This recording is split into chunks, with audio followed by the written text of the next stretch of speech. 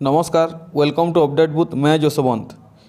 Constitutional body और non constitutional body, यही subject से ज़्यादातर पर एग्ज़ाम में एक दो क्वेश्चन आपको मिल जाएगा और क्वेश्चन आ चुका है भी। तो जो कॉन्स्टिट्यूशनल बॉडी क्या है? कॉन्स्टिट्यूशनल बॉडी देखिए, जो हमारे संविधान है, कॉन्स्टिट्यूशन है, वहीं पे लिखा हुआ है जो बॉडी कॉन्स्टिट्यूशन में लिखा है, जैसे कि यूपीएससी और इलेक्शन कमीशन, ये सब कॉन्स्टिट्यूशन में ऑलरेडी लिखा हुआ है, इसलिए इसको कॉन्स्टिट्यूशनल बॉडी कहा जाता है। और नॉन कॉन्स्टिट्यूशनल बॉडी में जो आता है, एक आता है स्टैट्यूटरी बॉडी और एग्जीक्यूटिव बॉडी। स्टैट्यूटरी बॉडी मतलब जो एक्ट पास करके बनाया जाता है, जो पार्लियामेंट में एक्ट पास होता है वहीं पे बनाया जाता है। एग्जीक्यूटिव बॉडी में जो आते हैं, प्रेसिडेंट आते हैं, उसके बाद गवर्नर आते हैं, ये सब आ जाते हैं एग्जीक्यूटिव बॉडी में। तो कॉन्स्टिट्यूशनल बॉडी कहने से जो हमारे कॉन्स्टिट्यूशनल बुक है, कॉन्स्टिट्यूशनल में जो कॉन्स्टिट्यूशन में लिखा हुआ है, जो ऑलरेडी है, वहीं पे जो सब्जेक्ट आता है वही बॉडी को कॉन्स्टिट्यूशनल बॉडी कहा जाता है। और जो सब्जेक्ट नहीं है कॉन्स्टिट्यूशन में, इसी को नॉन कॉन्स्टिट्यूशनल बॉडी कहा जाता है। समझ में आया? जो कॉन्स्टिट्यूशन में है उसको कॉन्स्टिट्यूशनल बॉडी कहा जाता है, जैसे कि UPSC, union public service commission, जैसे कि इलेक्शन कमीशन, ये सब आ जाता है कॉन्स्टिट्यूशनल बॉडी। और जो नहीं है, संविधान में नहीं है, जो कॉन्स्टिट्यूशन में हमारे नहीं है, इसको नॉन कॉन्स्टिट्यूशनल बॉडी कहा जाता है। नॉन कॉन्स्टिट्यूशनल बॉडी में स्टैट्यूटरी बॉडी आता है और एग्जीक्यूटिव बॉडी आता है। स्टैट्यूटरी बॉडी जो होता है, जो एक्ट पास करके बनाया जाता है पार्लियामेंट के द्वारा, समझे। और एग्जीक्यूटिव बॉडी में जो आते हैं, प्रेसिडेंट वगैरह आ जाते हैं, गवर्नर वगैरह आ जाते हैं, जो एग्जीक्यूटिव करते हैं, समझे।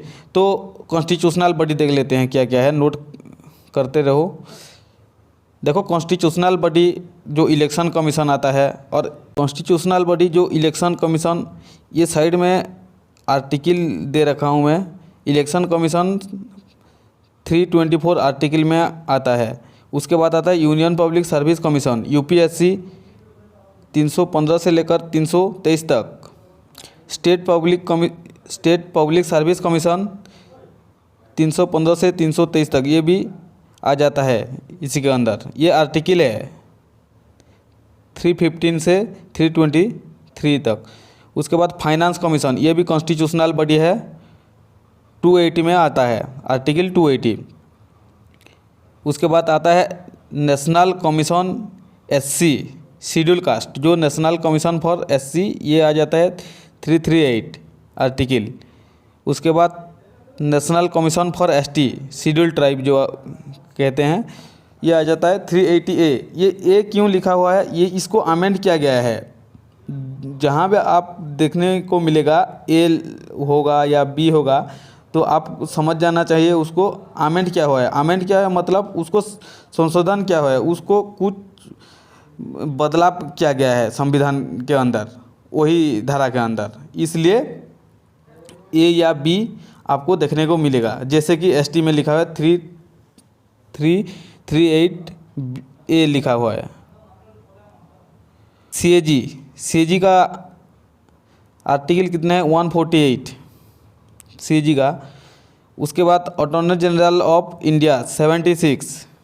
उसके बाद advocate general of state 165 article. उसके बाद national commission for on backward classes 338B। उसके बाद आता है non constitutional body. Non constitutional body मैं समझा दिया हूँ आपको। नॉन कॉन्स्टिट्यूशनल बॉडी जो कॉन्स्टिट्यूशन में लिखा नहीं है, जो एक्ट पास करके बनाया जाता है, उसको कहा जाता है नॉन कॉन्स्टिट्यूशनल बॉडी।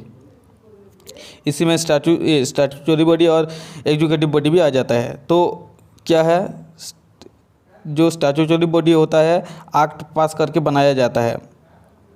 और ये देखिए, नॉन कॉन्स्टिट्यूशनल बॉडी में आता है RBI, reserve bank of India, जैसे सेबी, नेशनल लॉ कमीशन, ये सब नॉन कॉन्स्टिट्यूशनल बॉडी है।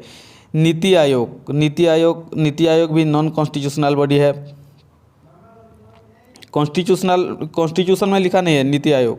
उसके बाद national development council, national human right commission, state human right commission, central bureau of investigation जो सीबीआई कहा जाता है, लोकपाल का है, उसके बाद स्टेट इंफॉर्मेशन कमीशन, उसके बाद सेंट्रल इंफॉर्मेशन कमीशन CIC।